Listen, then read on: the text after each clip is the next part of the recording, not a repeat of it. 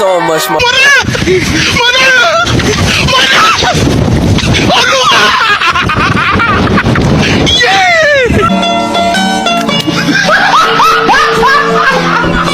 Are you ready, kids? Aye, aye, Captain! I can't hear you. Aye, aye, Captain! Oh!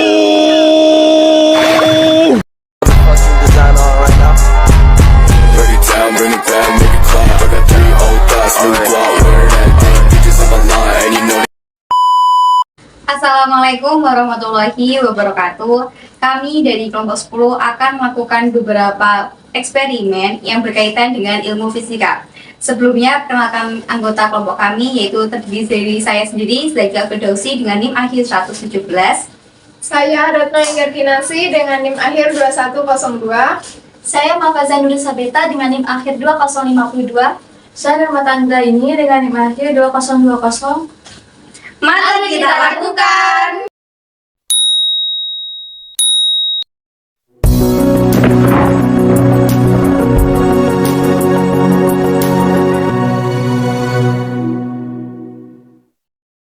Eksperimen yang pertama, di sini aku akan menerapkan hukum Archimedes. Di mana hukum Archimedes itu berbunyi, jika suatu benda dicelupkan ke dalam suatu zat cair, maka benda itu akan mendapat tekanan ke atas yang sama besarnya dengan beratnya zat cair yang terdesak oleh benda tersebut. Nah, untuk membuktikan bunyi hukum tersebut, maka di sini aku akan melakukan eksperimen terkait dengan hukum Archimedes. Dan di sini tuh ada beberapa alat dan bahan yang akan digunakan untuk eksperimen. Yang pertama yaitu ada gelas plastik yang berjumlah 2 buah, kemudian ada 2 butir telur, kemudian ada garam, kemudian ada sendok makan, dan yaitu ada air. Nah, langkah pertama yaitu di sini saya menuangkan air di masing-masing gelas, yaitu di gelas 1 dan di gelas 2 dengan volume yang sama. Kemudian setelah itu di sini saya akan mencelupkan 1 butir telur ke dalam gelas pertama. Setelah itu untuk gelas yang kedua saya akan menambahkan 3 sendok makan garam.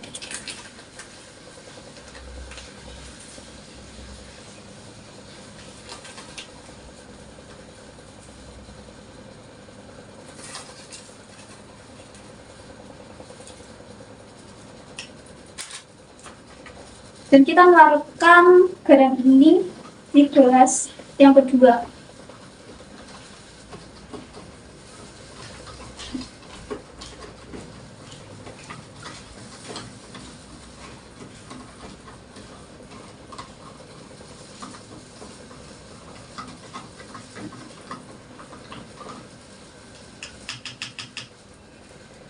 Nah, setelah garamnya terlarut, kita akan memasukkan telur ini ke dalam gelas kedua.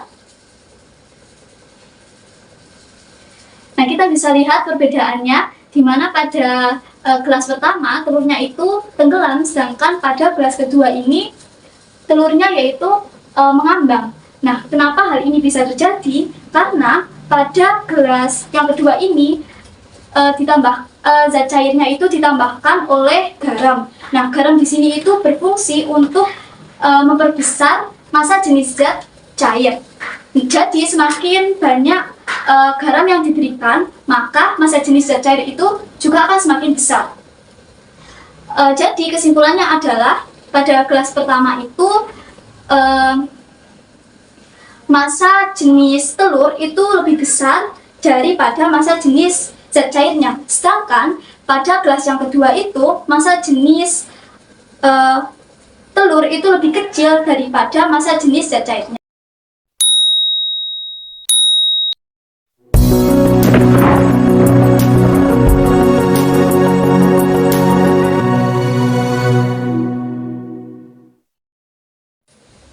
Di sini saya akan melakukan percobaan yang kedua, yaitu tentang listrik statis, yang dimana listrik statis adalah ketidakseimbangan muatan listrik atau pada permukaan suatu benda. Yang diperlukan dalam percobaan ini yaitu alat dan bahannya adalah 2 buah sedotan plastik, botol berisi air, dan tisu. Langkah yang pertama yaitu menggosok kedua buah sedotan dengan menggunakan tisu.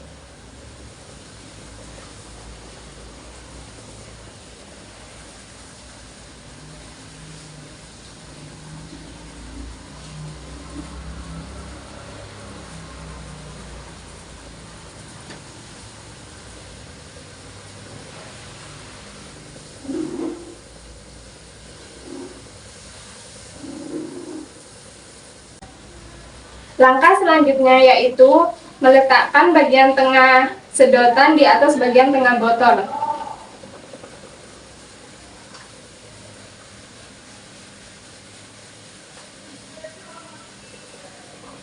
Yang terjadi yaitu ketika kedua sedotan didekatkan akan terjadi gaya tarik tolak-menolak karena keduanya memiliki muatan gaya yang sama. Lalu ketika telapak tangan didekatkan ke bagian ujung sedotan, maka akan terjadi gaya yaitu tarik-menarik, yang dimana keduanya memiliki muatan yang berbeda.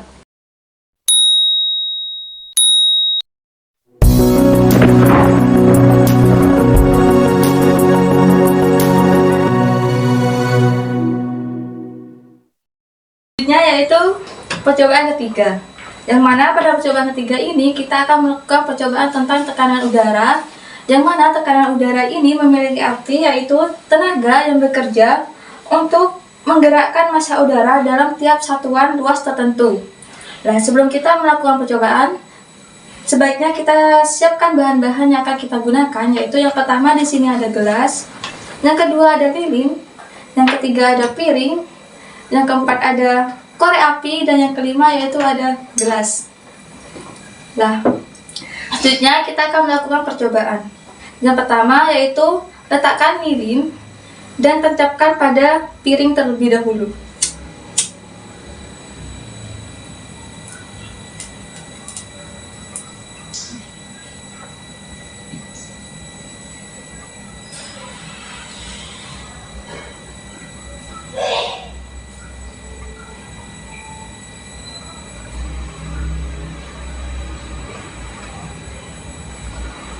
Nah, selanjutnya kita tuangkan air secara perlahan.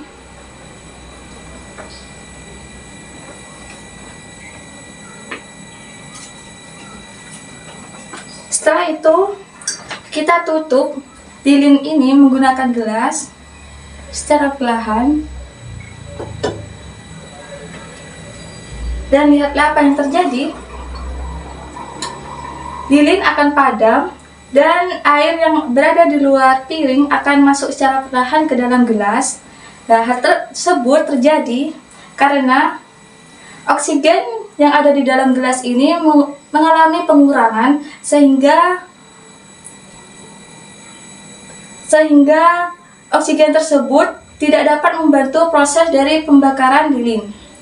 Nah, karena oksigen tersebut berkurang, maka tekanan yang ada di dalam gelas dan di luar gelas mengalami perbedaan, yang mana tekanan di luar gelas lebih besar dibandingkan dengan tekanan di dalam gelas, yang mengakibatkan air yang berada di luar ini perlahan masuk ke dalam gelas.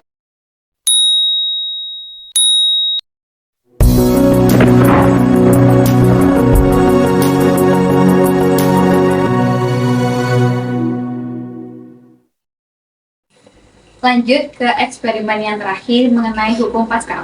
Hukum Pascal berbunyi, jika suatu zat cair dalam ruangan tertutup diberi gaya tekan dari luar, maka tekanan tersebut akan diteruskan ke segala arah sama besar.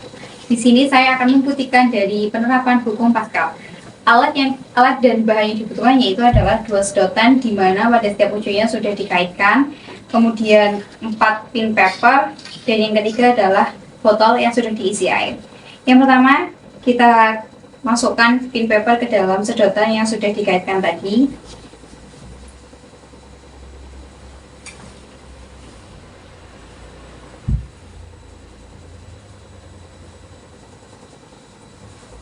Kemudian kita masukkan sedotannya tersebut ke dalam botol.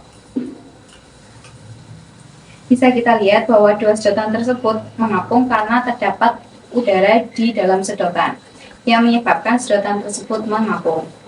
Kemudian kita tekan bagian botolnya.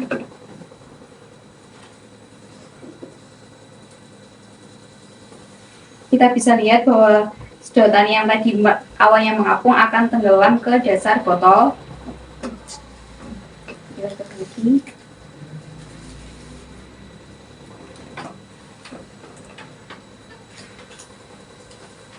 Sedotan tenggelam ke dasar botol disebabkan karena air meneruskan gaya ke segala arah yang menyebabkan volume udara di dalam sedotan tersebut terkompres, sehingga gaya apung yang dimiliki sedotan akan semakin rendah dan tenggelam ke dasar botol.